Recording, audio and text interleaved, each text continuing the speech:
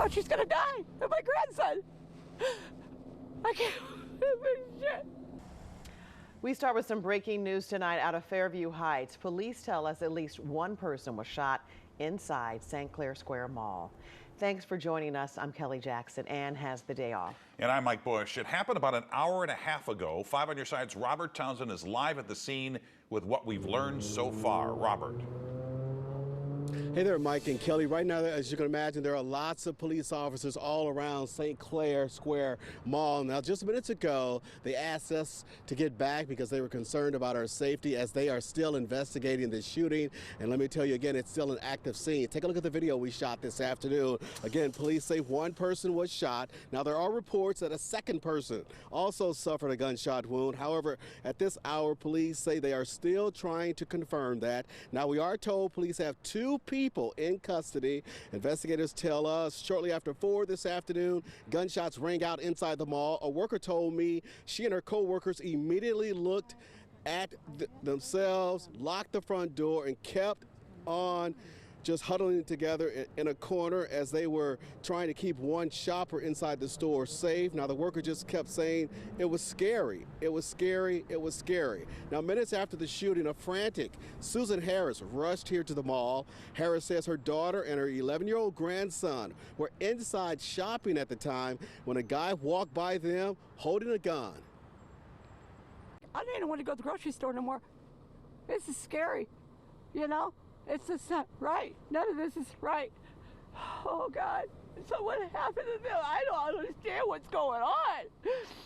It's not right.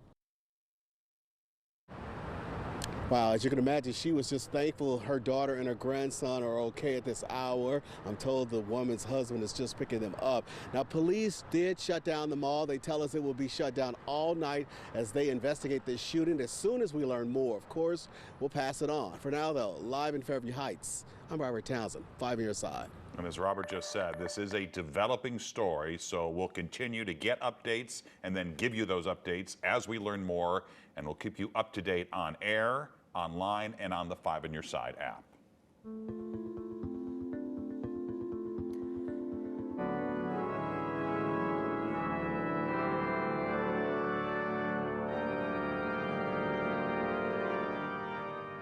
A difficult day in St. Louis as hundreds of people said goodbye to a firefighter who died in the line of duty. Benjamin Polson was just 33 years old. He had been with the fire department since 2019.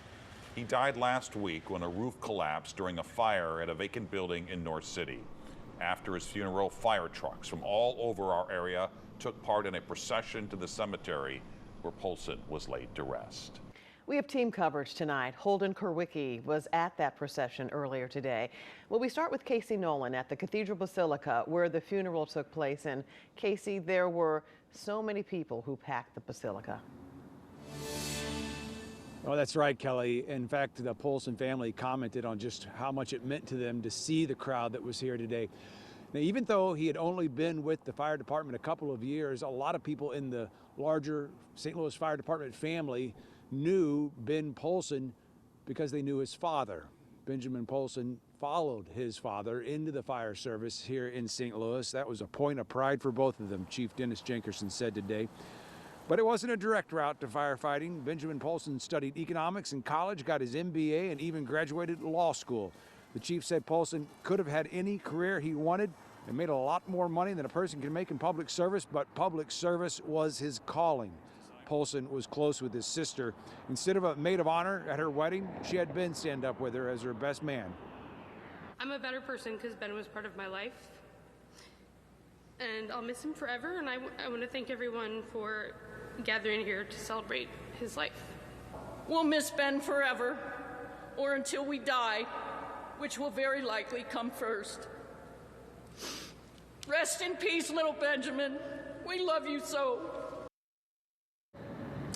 The chief said the reason Ben Polson went into that burning vacant building last week was because there was a chance someone using that vacant building to shelter might still be inside, and Ben Polson was willing to risk his life to make sure everyone was out. The roof collapsed before he could get out. Live in St. Louis, Casey Nolan, 5 on Your Side. After the funeral service, there was a procession from the Cathedral Basilica to Resurrection Cemetery in South St. Louis. Holden Kurwicki joins us outside a local firehouse where they are continuing to receive an outpouring of support. Well, that's exactly right, Kelly. I was at the intersection of Chippewa and Kings Highway earlier today, and it was really interesting to see how people really stop their everyday lives to salute and show support for a man who they really consider a hero. The temperature may be in the teens, but that isn't stopping people across St. Louis from paying their respects to a man many of them never knew. He's a hero in my book. All of St. Louis cares. Firefighter Benjamin Polson was killed in the line of duty, doing what he loved, fighting a fire. Honestly, he gave the ultimate sacrifice.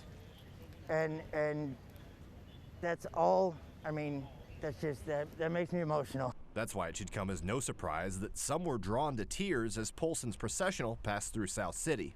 When anything like this happens, it's emotional for everybody. We feel sorry for the family. People line the streets, including St. Louis Metropolitan Police, saluting their fallen comrade. They're first responders, and we're in the middle of a pandemic, and it's one tight-knit family. While it can often be a thankless job, every day they put their life on the line. No matter where you are, what's going on, they're always there to jump in and put their life on the line. That's why the people of St. Louis have this unified message for the Polson family and firefighters across the region. Thank you. We care. Benjamin died in service to others, and thank him for that. Thank you to Benjamin for your service, and you paid the ultimate sacrifice, and my heart goes out to the family. Now, in order to provide some relief during today's service, firefighters from a number of different firehouses across the region actually came to the city and staffed the St. Louis firehouses so that more Polson's colleagues could attend today's service and say their goodbyes. Reporting live in St. Louis, Holden Kurwicki, live on your side. After the procession, there was an inurnment ceremony at the Resurrection Cemetery in South St. Louis. Fire crews lined up while bagpipes were played. Polson's urn was then carried to the burial site. And you can help Polson's family by donating to Backstoppers. Just send a text with the word HELP to 314-425-5355, and we'll send you a link to donate.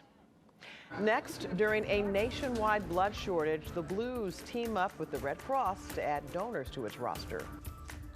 And plans for a new business that would bring hundreds of jobs to the area. And in weather, look at this purple. That's that Arctic air, but we're going to see it moderate this weekend, warm up a little bit, and you'll like Monday's temperature. We're in yellow. I'll tell you how warm it'll be coming up.